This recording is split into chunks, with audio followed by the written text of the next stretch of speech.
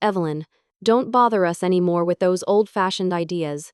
At that chilling moment when such harsh words escaped her only daughter's lips, 74-year-old Evelyn Henderson found herself silently sitting on the porch of her small old house for hours.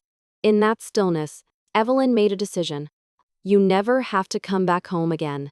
I no longer need family bonds maintained only for appearances. Tucked away in the rolling hills of rural upstate New York, there stands an old wooden house. It's here that Evelyn Henderson, now 74, leads a quiet and solitary life. Born in 1950, the only daughter of a farming family, Evelyn grew up embodying the idea of putting others before herself. She married young and, alongside her husband, built a modest life together filled with simplicity. However, that happiness was short-lived. When Evelyn was 44, her husband passed away suddenly due to an unexpected illness. From that day forward, her life was transformed into one of resolution as a mother. No matter what, my daughter will go to college. With that vow, Evelyn worked tirelessly through rain and shine, juggling multiple part-time jobs to support her daughter's education. Makeup came from the drugstore bargains, clothes were hand-me-downs, and her lunch consisted solely of a single apple each day. Friends often suggested she take better care of herself, to which Evelyn would gently smile and reply, "I'm fine with this. As long as she's happy, that's all that matters." And so, when her daughter went off to college in New York City, Evelyn never missed sending her monthly support. Each transaction was meticulously recorded in her old notebook. For birthdays, New Year's, and Thanksgiving, Evelyn faithfully sent care packages filled with handmade cookies, preserves, and candies her daughter loved as a child. Yet, responses were rare. Phone calls happened only once or twice a year, and no cards, much less Mother's Day greetings, ever arrived. Even so, Evelyn never complained about it. "She's busy, just the way it is," she'd murmur while preparing the next month's package, a sight familiar to her neighbors. By 2020, Evelyn was living fully alone. Her daughter had already married and settled into a city apartment with her husband and children. Meanwhile, Evelyn continued her quiet, solitary life in the aging house. Her condition, including worsening blood pressure and noticeable tremors in her hands, was becoming evident even to her. Yet, she never sought help from her daughter. "I don't want to be a burden. She's got her life," Evelyn often said, managing her modest pension of approximately $1,000 per month, carefully piecing together her daily life. On her kitchen shelf, where no letters from her daughter could be found, there was a bundle of draft letters Evelyn had written, addressed to her daughter. Perhaps they weren't written with the hope of a reply, but rather to leave behind evidence that she'd always been a mother. Still, she held on to the hope deep in her heart that someday, her daughter might come back and say, "Mom, thank you. I'm glad I was your daughter." But Margaret didn't know yet. Somewhere deep in her heart, she held on to that hope, not realizing that months later it would be dashed in a single moment. It was a morning in March of 2024 when Margaret Henderson received a phone call. The name displayed on the phone's screen was one she hadn't seen in quite some time. Her daughter's. "Mom, we'll be coming home for the long weekend. Michael and the kids too. We're thinking maybe 3 nights." The voice on the other end seemed distant, mechanically delivered, devoid of warm emotion. Yet, Margaret felt a flicker of joy light up within her. The thought that her daughter was coming home even just for a few days was enough to fill her with immense happiness. From that day forth, Margaret busied herself with preparations. She replaced the old, worn curtains that almost seemed as if they bore the weight of winter's past. The hardwood floors were polished to a shine, and the guest beds, seldom used these days, were aired out in the gentle spring sunlight. Next to the rice cooker, she placed ingredients for one of her daughter's childhood favorites, baked salmon, and in the fridge, small puddings and apple juice awaited her grandchildren's arrival. Now and again, a smile crept onto Margaret's face, unbidden. "It'll be nice to have the house bustling with life again," she murmured, gently nuzzling a forgotten old teddy bear belonging to her daughter. It had been stored away in her attic, a relic of simpler times. And then the anticipated day came. After midday, just past 2, a car pulled up in front of her modest suburban house. Margaret's heart swelled with warmth as she saw her daughter step out along with her family. "We're here," her daughter announced, and Margaret felt a rush of emotion. "Welcome back. I'm so glad you could come," Margaret said with a beaming smile and a gentle pat on the head for her grandson. But the next moment took her by surprise. "Hey, doesn't this place still smell kind of musty? Like you haven't really cleaned it?" Her daughter wrinkled her nose as she walked through the door, eyes darting over the decor like someone confronting an uncomfortable memory. Margaret's hand paused mid-air, clutching a dishcloth. "Well, I did my best to clean up, but maybe I missed a spot or two," she replied, a bit flustered. She knew it too well. The house was over 50 years old, and no matter how hard she tried, some age and smell lingered on. But to Margaret, this place was more than just walls and floors. It was a chronicle of family history. Her daughter turned to her husband and whispered, "See, told you. This old house is just like always." That stung a little. It was as though her home was being written off as some outdated relic of the past. Despite the slight pang in her heart, Margaret maintained a smile and retreated to the kitchen, saying, "How about I make us some tea?" As she stood in the kitchen, her mind couldn't seem to let go of her daughter's words. "Haven't you cleaned?" A question that lingered along with the dust motes in the air. The days she spent preparing didn't tire her. They were driven by the wish to see her daughter smile and say, "I'm home," with warmth. It might have been too much to assume it would turn out any different this time. That evening, a neighbor who often kept her company stopped by for a chat. When Margaret mentioned that her daughter was visiting after a long time, the older woman gave her a bittersweet smile. "These days," she shared, "young folks tend to see their parents not as people with homes but more like part of the furniture, something old and burdensome." At those words, Mary couldn't bring herself to respond. She silently handed over the teacup, feeling a small question grow in her heart. Am I just an old relic from the past? What she had built over the years, love, memories, habits, was all quietly being sorted away into the category of past. Faced with this reality, she couldn't help but confront it silently. "I'm sure my child didn't mean anything by it. But words, they really can pierce the heart," she thought. That night, while doing dishes in the kitchen, Mary remembered something her daughter once said as a young child. "I love the way you smell, Mommy." Back then, even the scent of her mother's apron was a testament of love. But as time passed and her daughter grew up, the same scent caused her daughter to wrinkle her nose. Has the world changed? Have values shifted? Or has the heart simply grown more distant? Amid the sound of cold water pouring down, Mary was left alone with unanswered questions in her chest. At dinner, the warmth from the steaming soup and the scent of freshly cooked rice provided a small comfort at the table. Mary Henderson, cherishing the rare family gathering, gently picked up a piece of scrambled egg with her chopsticks and placed it in her grandson's small bowl. "Here you go, sweetie. Grandma used to make this for your mother all the time." She offered it with a smile, but at that moment her daughter's face darkened. "This? Can you not do that? We carefully control portions for meals here. Extras like this can negatively affect the kids. The extra weight he's put on recently is because of things like this," her daughter stated.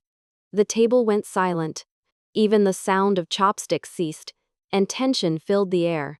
Mary kept her hand still, staring at the piece of scrambled egg at the tip of her chopsticks.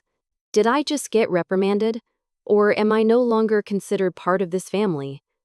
"I'm sorry. It's an old habit," she replied quietly, her voice distant and faint. Her grandson didn't say anything, just silently moved rice to his mouth. But there was a faint blush on his cheeks. Thinking back, when her daughter was a little girl, Mary often made scrambled eggs. It was in a lunchbox, at breakfast. She believed the taste would always be remembered as Mom's cooking. After dinner, while washing the dishes, Mary's hands shook slightly. The fluorescent kitchen light quietly illuminated her back. Later that night, when everyone else had gone to bed, she quietly opened an old cabinet drawer. From it, she took out a thick notebook.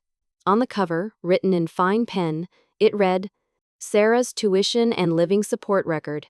Meticulously kept since 1992, the notebook detailed expenses related to her daughter, monthly allowances, tuition fees, mock exam fees, bus passes, medical expenses. April 1996, tutoring fee 84 cause. March 2001, high school entrance fee 595 bris. April 2004. College enrollment and first-year tuition, 5,740, 2004-2008, total tuition, dorm. Living expenses $45,751. Monthly support, $350 each month, x 48 months, ES 17, 800s. Totaling approximately 102,000. At the edge of a page, there was a small scribble. Reduced my grocery bill to complete the monthly support. May she graduate safely. Mary sighed as she closed the notebook, her emotions a mix of pride and sorrow interwoven. She had given everything she could, uncompensated and often unnoticed. Despite the misunderstanding, for Mary, what mattered most was preserving family bonds, not merely for appearances, like the dignity that had always held her resilient heart together. As she went to bed that night, reflecting on the day, she realized her journey as a mother was filled with complexities and rewards. A bittersweet passage of outdated ideas grappling with modern freedom. And amid the tangible sacrifices, a hard-won wisdom emerged. Sometimes love means letting them go, blessing their paths quietly from a distance. I couldn't give you a New Year's money gift. But maybe this will help with the heating bill. Evelyn thought aloud as she hung up the phone and gently folded a sweater. Her own birthday, it had slipped her mind entirely. But it wasn't important. Perhaps it was better that way. Her hands came to a halt while reading, her finger marking a page, stopping at the very corner where a single line had been penned. If my child can live happily, that is a mother's happiness. The room was silent, save for the subtle sound of turning pages, each one akin to passing softly through layers of bygone years. Eventually, Evelyn placed her notebook down and embraced it delicately against her chest. What part of their life am I hindering? She pondered quietly to herself. She reminisced about the times when her homemade scrambled eggs were received, with shining eyes and a bright, "Mom, this is my favorite." But now, the same dish was dismissed as a dietary hazard. Was it the world that had turned? Or merely that their understanding of love had become mismatched? Evelyn found herself quietly confused and pained by the reality that her presence now was perceived as a nuisance. The meaning of being a mother? She reflected on this deep into the night, asking herself what it truly entailed. The next day, before the first light of dawn warmed the living room, Evelyn stood in her kitchen, preparing breakfast. She was warming up some soup on the stovetop when her daughter's voice drifted from the other room, causing her to pause. "Yeah, I'm back home for a short visit. But, my mom is still stuck back in the day. She won't listen and she just doesn't get it. Always pushing those old thoughts on me. It's honestly a real bother." The words were said with a hint of laughter, directed at someone over the phone. Yet, to Evelyn, each word felt like a needle piercing her heart. "Is that how it is?" she whispered, her voice barely audible, as she turned off the stove and walked out to stand by the doorway, wiping her hands. Just after her daughter hung up, their eyes met. The daughter's face, caught in the moment, flickered with a look that could best be described as surprise, perhaps even mildly guilty. "Did you hear all of that?" the daughter asked softly. "Am I just an embarrassment to you now?"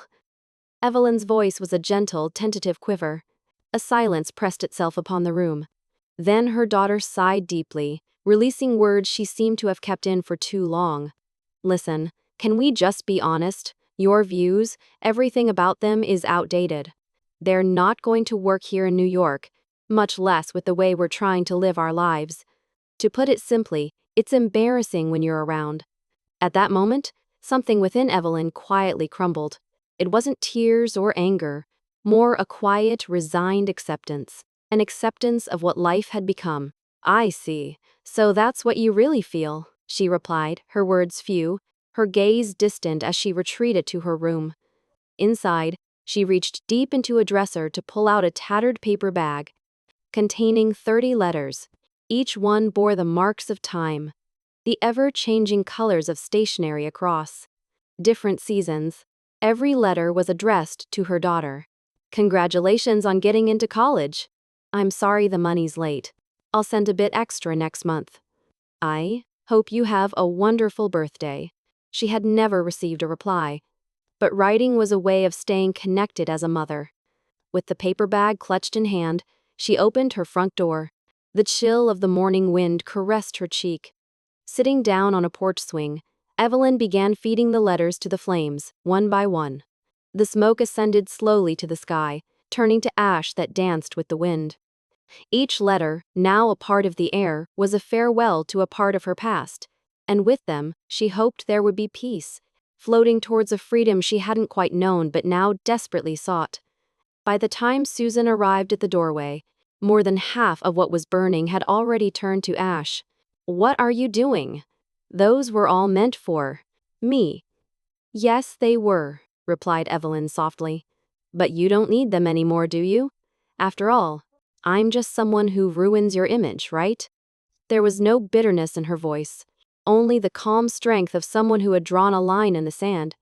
"Let's put an end to all of this today. You don't have to come anymore. I won't be visiting you either." "What do you mean all of a sudden?" "This isn't sudden at all," Evelyn replied. "I've felt this for a long time, but now I've finally made up my mind. My role as a mother's, it's already been fulfilled." Susan started to say something, but her eyes were on the ashes of the letters smoldering before her. Her hands trembled. Next to the door, an old apple tree Evelyn had planted long ago swayed gently in the spring breeze, but even its beauty seemed distant to her now, as if it belonged to a world she no longer understood or was part of. 2 weeks passed quietly that way.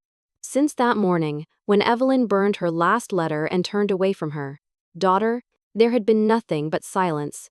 Back in New York, Susan found the unease in her chest growing stronger by the day. Her mother's voice remained stuck in her head. Those starkly quiet words, "You don't have to come anymore." One day, Susan finally found the courage to dial her mother's number. Her smartphone screen displayed that familiar word, "Mom."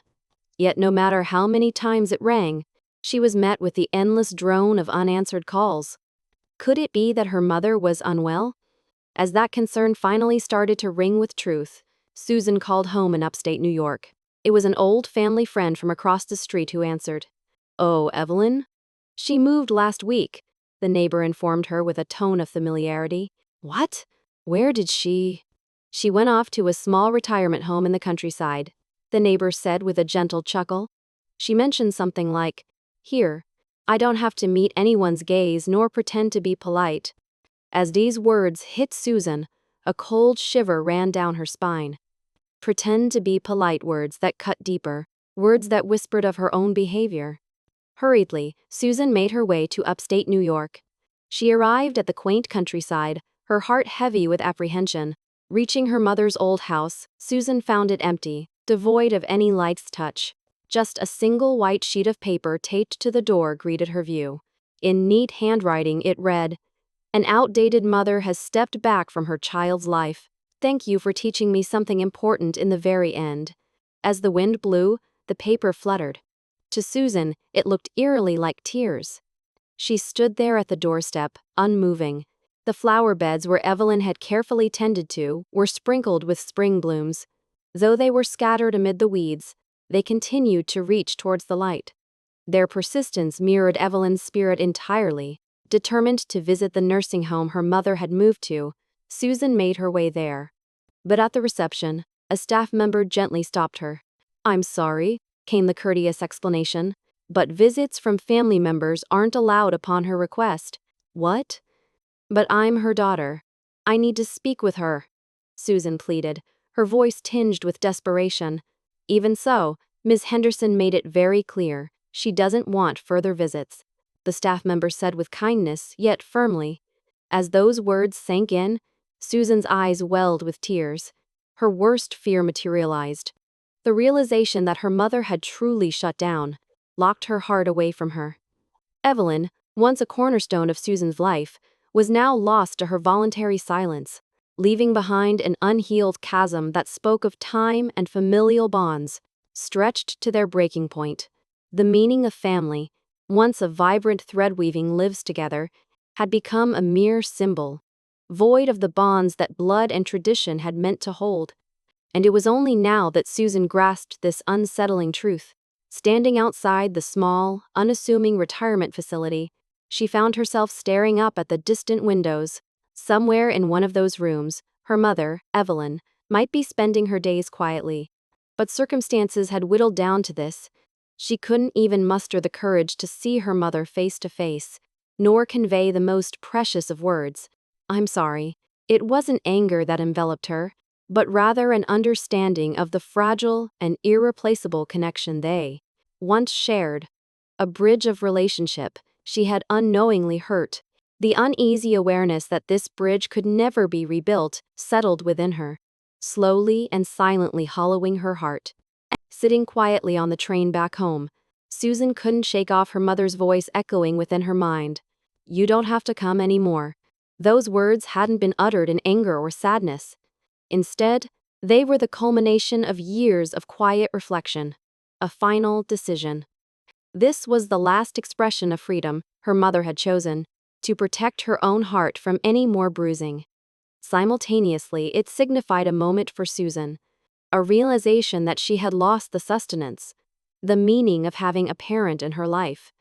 Evelyn Henderson lived her later years in a small, unpretentious retirement home nestled in the soothing hills of upstate New York. It offered no grand opulence, but its wooden architecture bore a warmth that spoke to simple pleasures, evoking an air of bygone days. Every morning, Evelyn awoke at the same early hour, took solace in the garden, and tenderly watered the vibrant flowers surrounding her. Tulips, pansies, and even the tiniest wildflowers whose names she couldn't recall bloomed under her care. The scent of the earth and the crisp dewdrops felt as if they were gradually mending her heart. Her days were spent in a peaceful rhythm of reading and contemplative rest. Afternoons brought the quiet company of other residents over tea, where words floated softly in the shared space. As the evening descended, Evelyn would find solace on the western terrace, silently watching the sun dip behind the sprawling mountain view. "It's strange how it feels warm, even as it sets," she once murmured, her words resonating with a nearby staff member who happened to be within earshot. "Do you miss your family?" they gently asked, curiosity and concern woven into their voice. Evelyn paused before offering a soft smile in response. "Of course I do. But freedom is also about protecting yourself from places you could be hurt." Her eyes held neither tears nor animosity, only a serene conviction, honed by years of wisdom and experience. The memories of her daughter lingered deep within her heart. Still, choosing not to cling to them was an act of self-care she had finally embraced. No longer did she live a life solely for others. Now, it was her time to rediscover how to smile for herself. This wasn't a renunciation of love, rather, it was an overdue liberation from a past of leaning too heavily on affection. At last, she had managed to take that pivotal step forward. For everyone listening and reflecting now, perhaps a word you uttered without thinking left an indelible mark on someone dear to you. Whether intended as light humor or a thoughtless remark, words often carry a weight heavier and sharper than anticipated, and those unresolved scars within hearts may one day culminate in a resolute decision of no return. The presence of a parent in one's life, a role reliably filled, does not promise perpetuity. One unsuspecting day, you may realize that the door has quietly closed. At that poignant moment, regrets might swim in the tides of words that can no longer be exchanged. The thank yous, or I'm sorries, forever beyond your reach. Right now, in this instant, take a moment to remember. Are your words potentially serving as someone's final trigger? Beyond the silence, in a mother's eyes, lies a mountain of unanswered letters and a quiet offering of a single dish of scrambled eggs. All these are invaluable tokens teaching us what love truly is. We deeply thank you for joining us to the very end of this story. If this tale has managed to light a small beacon of awareness within your heart, please consider spreading this sentiment further with a like, comment, or share. Your step might become the spark for someone's chance to start anew. We look forward to sharing more serene yet warm family narratives with heartfelt storytelling once again next time. Until we meet again.